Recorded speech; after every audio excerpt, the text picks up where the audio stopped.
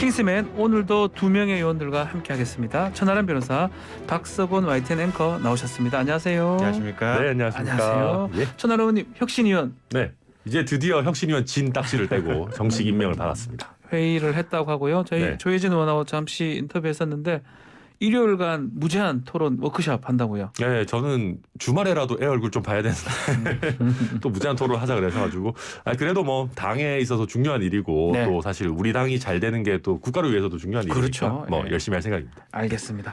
자, 첫 번째 소식 박석원 앵커 전해주십시오. 네, 오늘 여당 소식 비판했다고 항의 전화입니다. 네. 정치평론가인 장성철 가톨릭대 교수 어제 장제원 국민의힘 의원이 자신의 방송 활동에 대해 압력을 가했다고 주장했습니다. 장 교수는 페이스북에 장 의원 같은 분은 정권에 위험하다고 생각한다면서 자신의 행태에 대해서 방송에서 비판 좀 했다고 방송국에 전화해서 저에 대해 문제 제기하고 항의하는 게 윤핵관이 할 일인지 잘 모르겠다 이렇게 썼습니다. 장 교수는 그 전날 한 방송에 출연해서 장 의원이 주도한 미래혁신 포럼 활동이 부적절하다. 윤석열 대통령 핵심 측근이라는 것을 나타내는 것이라면서 지적했는데요. 장 의원의 항의 전화가 있은 뒤 장 교수는 무서워서 방송편을 못하겠다. 권력을 잡으니 과거로 돌아가나라며 방송 못하게 하시면 안 할게요. 장제원 의원님 이렇게 꼬집기도 했습니다. 자, 천하람 변호사님. 네, 장성철 교수하고도 자주 방송도 하고 그러니까 예, 약간 지겨울 정도로 많이 하죠. 예. 예. 무슨 발언에 문제가 크게 있었나요?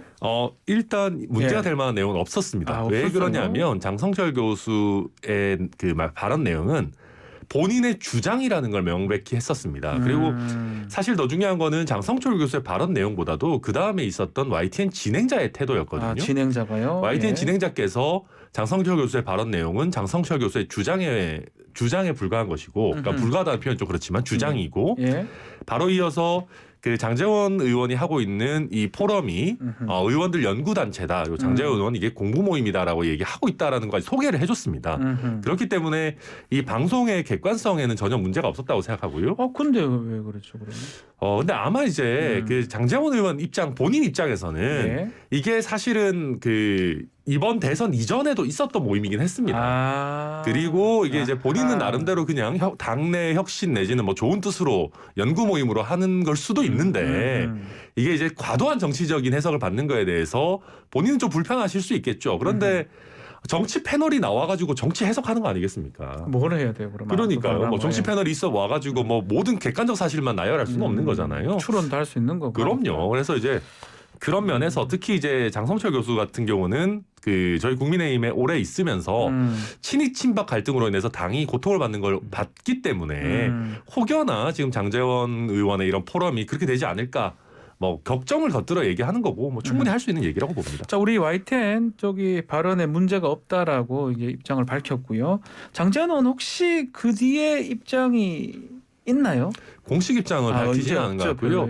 다만 제가 보니까 이제 몇몇 한 방송 진행자를 통해서 뭐 X 파일을 터트린 분인데 뭐 굳이 뭐 자기가 대꾸할 뭐 이렇게 필요성이 없는 것 같다라는 식의 얘기는 하신 것 같아요. 네. 다만 이제 저도 또 방송의 객관성을 위해서 네. 장제원 의원 측의 얘기를 조금 더 해드리자면 해주십시오. 일단 그 장제원 의원이 방송 그 진행하는 그 PD님이나 이런 분한테 직접 연락을 해서 강하게 항의하거나 한 것 같지는 않고요. 아마 YTN 취재 기자분이 장성철 교수의 코멘트에 대해서 의견을 물어보니까 거기에 대해서 좀 불편함을 비친 정도로 일단은 파악되고 있습니다. 취재 과정에서 그런 얘기가 나왔을 것이다. 네. 알겠습니다. 어쨌든 간에 논란이 되고 있는데 이준석 대표도 한마디를 던졌습니다. 네, 이준석 대표 최고위원회의 최근에 뭐 모두 발언 생략하기도 했었고 네. 또 어제는 모든 일정 비공개로 돌리면서 언행에 좀 신중하는 모습을 보이기도 했는데 이 대표가 이 장 교수의 주장에 대해서 페이스북에 기사를 공유하면서 제가 시사 패널 세상은 좀 아는 편인데 이준석 비판은 아무리 해도 따로 방송국이나 패널들한테 연락하거나 그러지 않는데 다른 곳이라고 성역이 있어서는 안 된다 이렇게 적은 겁니다. 네. 장제원 의원의 이름은 거론하지 않았는데 사실상 장 교수의 주장을 인용하면서 우회에 저격한 셈인데요. 그렇죠. 이 대표는 그러면서 시사 패널들은 누구를 비판하더라도 편하게 말씀하시라. 어차피 시청자와 청취자들이 판단하는 거 아니겠나 이렇게 덧붙이기도 했습니다. 최근 이 대표와 장 의원 간 갈등이 깊어지고 있는데 이 대표는 지난 24일 SNS에 간장 한 사발 발언도 있었고 또 흰머리 세 가닥 이런 글을 올리면서 우회적으로 또 비판하는 제스처를 취하기도 했습니다. 자, 간장 한 사발, 뭐 흰머리 세 가닥 이게 다 보면 좀 비유, 네. 또 간접적 합법 이래 보이는데 일단은 지금 뭐 시사 패널 해봐서 아는데 이런 얘기는 그래도 나름 장제원 의원을 좀 직접적으로 겨냥한 발언이라고 봐야 네, 되겠죠. 그렇게 봐야 되겠죠. 예. 이준석 대표가 실제로 시사 패널 세상은 좀 아는 게 아니고 아주 잘하는 편이죠. 아마 뭐 네. 여기 있는 우리 세 명보다 훨씬 그럼요. 뭐 몇 배는 더 알던 사람이니까요. 예. 네. 그렇기도 하고 이제 이준석 대표 입장에서는 아마도 제 생각에는 소위 말하는 그 윤핵관 그 중에서도 장제원 의원이 당내에서 뭐 너무나 그 범접하기 어려운 어떤 굉장히 큰 세력 게다가 비판하기도 어려운 정도의 권력의 최고 실세 이런 식으로 가는 것이 굉장히 불편할 겁니다. 이게 또 그리고 당을 위해서 그것이 그렇게 건강한가에 대한 것도 당대표로서 생각을 할 수밖에 없고요. 네. 그러다 보니까 패널들이 좀 자유롭게 어찌 보면 당내 실세들에 대해서도 할 말은 해주기를 바라는 마음을 어느 정도 담아서 이런 얘기를 한 게 아니겠느냐 뭐 해석이 됩니다. 혹시 이제 포럼 출범 관련해서 이준석 대표가 좀 고립된 거 아니냐, 또 이것을 또 고려한 이 대표의 역공이다 이런 분석도 있고요. 사실은 모르겠어요. 이준석 대표는 항상 좀 고립돼 있었던 거 아닌가. 뭐 최근 일인가 싶기도 합니다. 왜냐하면은 이게 이제 그 언론에서는 윤핵관 대 뭔가 이준석의 대결 같이 이렇게 말씀하시지만 네. 제가 냉정하게 봤을 때 과연 당내에 이준석계 내지는 이준석 세력이 있는 것인가. 없어요. 실체가 저는 거의 없다라고 느껴질 때가 많거든요. 그런 느낌 들 때가 있다. 네, 왜냐하면은 이준석 대표가 이제 워낙 발언권이 강하고 이제 워낙 언론의 영향력이 커서 큰 스피커이기는 하지만 네. 당내 세력 구도라는 면에서 봤을 때는 소위 말하는 그 윤핵관 내지는 친윤계와 비교조차 안 되는 걸로 보일 때가 많습니다. 그래서 뭐 어쨌든 그러다 보니까 제가 아까 서두에도 말씀드렸듯이 친윤계가 이제 소위 말하는 비윤계를 배척하는 형태가 되지 않도록 나름대로는 그래도 당내 건전한 생태계를 만들어야겠다라는 의지 자체는 뭐 강한 걸로 보입니다. 자, 이 안철수 의원하고 친윤계 연대설 이 부분은 어떻게 보십니까? 제가 안철수 의원이라면 이렇게 할 것 같아요.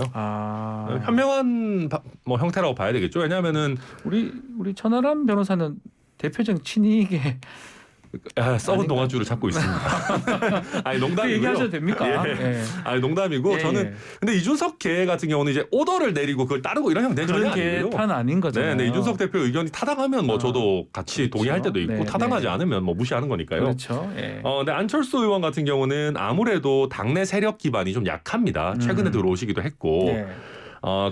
그런 면에서 이제 당내 세력이 이미 형성되어 있고 조직력도 갖추고 있는 친윤계랑 발맞출 필요성이 있는 것이고요.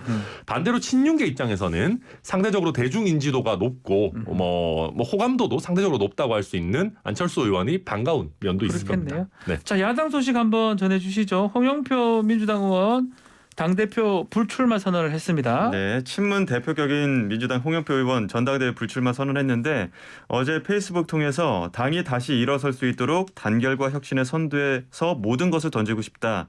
그러나 지금은 저를 내려놓는 것이 최선이라는 판단에 이르렀다. 이렇게 적었습니다.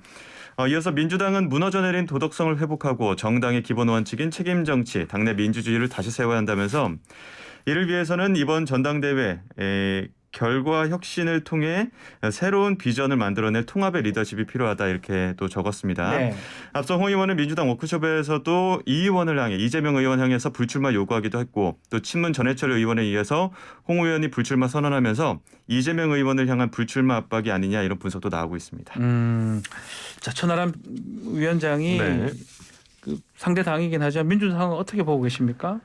일단 이재명 의원의 불출마를 이끌어낼 만한 정치적 에너지는 없는 것 같습니다. 이 지금 홍영표, 전해철 이런 분들도 조금 효과적이지 못하게 이런 식의 메시지를 내고 있는 것 같아요. 효과적으로 하려면 한목에 같이 했었어야 되나요? 그렇죠. 한 번에 불출마 선언을 강하게 하고 97세대에게 바톤을 넘기자라는 것을 강하게 내보내면서 동시에 97세대에서는 세대 교체를 하면은 어떤 비전이나 어떤 이슈를 주도하겠다라는 것까지 체계적으로 나왔었어야 됩니다. 그렇죠. 그래야지만 민주당 지지층에서 아 그래 이재명 의원이 아니라 뭐 97세대에게 바톤이 넘어가더라도 이게 민주당이 잘 되겠구나 잘 굴러가겠구나 라는 식의 신뢰감을 줬었어야 되는데 불출마 선언도 산발적으로 나오고 97세대에서도 아직 제대로 된 기치를 못 들고 있어요. 그러다 보니까 아무리 불출마 압박이 나오더라도 민주당 지지층에서 이재명 의원 말고 무슨 대안이 있냐 실질적으로 라는 거에 대한 지금 설득이 전혀 안 되고 있는 상황으로 저는 보고 있습니다. 자, 우리 천하람 위원장이 방송 나올 때마다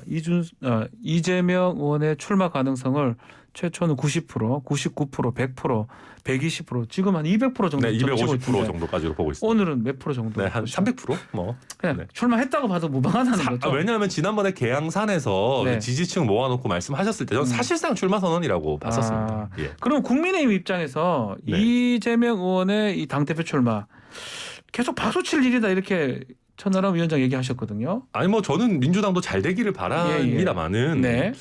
아무래도 이제 이재명 의원 같은 경우에는 당내를 포용하는 리더십을 보여주실 수 있을까? 지금 벌써부터 반명계라고 하는 분들은 분당 얘기까지 꺼내지 들고 있지 분당 얘기가 않습니까? 나왔습니다 어제. 민주당이 한동안 시끄러워지지 않을까 뭐 이렇게 예상이 됩니다. 알겠습니다.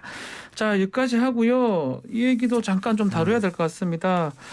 참 다들 좀 아니길 바랬었는데 우려했던 일이 이제 일어났습니다. 어제 완도 실종 일가족 차량 결국 발견이 됐어요. 네, 어제 네. 오후 5시 12분쯤에 완도군 신지도 송곡항 인근 방파제에서 약 80m 떨어진 물속에서 아우디 승용차를 발견을 했습니다. 이 승용차 번호판도 조양 가족의 맞죠? 차량 번호와 일치하고 또 발견 당시 트렁크가 열려 있었는데 트렁크에서 그 여행용 가방을 건져 올렸거든요. 네. 이것도 저희 그 YTN에서 공개했던 CCTV에 그 어머니가 가져 나갔던 그 가방과 일치하는 것으로 일치하면 뭐 맞는 것 같은데 네. 지금 탑승자 유무라든지 신원 확인은 아직까지는 안 된 상황이죠. 잠수 요원이 그러니까 네. 시야가 확보되지 않아서 조명을 비춰두고 썬팅, 틴팅이 어둡게 돼 있어서 아직은 확인을 하지 못한다고 하는데 경찰은 내부에 탑승자가 있을 것으로 보고 있습니다. 네. 그래서 뭐 수중에서 차문 열면은 뭐 소지품이나 내부 증거물 유실될 우려가 있으니까 오늘 차량 전체를 그대로 인양할 방침이긴 한데 예. 이게 한 9시쯤에 회의 시작해서 10시에 인양 시작하는 계획으로 지금 준비하고 있는 것 같습니다. 자, 이 보도 따르면 이 컴퓨터 사업이 좀 잘 안 됐고 코인 투자 실패도 했고 특히 집에 뭐 대금 독촉 또 월세도 잘 못 냈던 거 경제적 어려움이 있었던 것 같아요. 우리 좀 변호사잖아요. 우리 천하람 변호사님. 야, 이 극단적인 어떤 이런 부분으로 지금 추정이 되는데 뭔가 법적인 어떤 도움을 좀 구했으면 어떠나 이런 생각도 많이 들어요. 사실 최근에는 이제 이런저런 그 부채 탕감 프로그램이라든지 그렇죠? 뭐 회생 파산 제도라든지 이런 것들이 잘 되어 있습니다. 그래서 물론 아직까지는 성급히 결론을 낼 수는 그렇죠. 없겠지만 아직까지는 아니지만 네. 혹시나 굉장히 이제 안 좋은 선택을 하셨던 것이라면은 그러지 마시고 조금 주변에 어떤 전문가라든지 변호사라든지 관련자들의 도움을 좀 받으셨으면 어땠을까 하는 아쉬움은 뭐 지나게 채권 났습니다. 독촉 과정에서도 일몰 후에 뭐 전화하거나 이런 걸 다 법적으로 금지가 돼 있습니다. 채권 추심 공정화에 대한 법률 등이 있는데 좀 그런 것들 간만에 되게 변호사 같은. 네. 알겠습니다. 그런 부분이 좀 아쉽고 아직까지 결론이 난 게 아니기 때문에 조금 그쵸. 추후 지켜보도록 하겠습니다. 자, 오늘 킹스맨 여기서 마무리를 하겠습니다. 박서건 YTN 앵커 또 천하람 당협위원장님 감사합니다. 감사합니다. 감사합니다.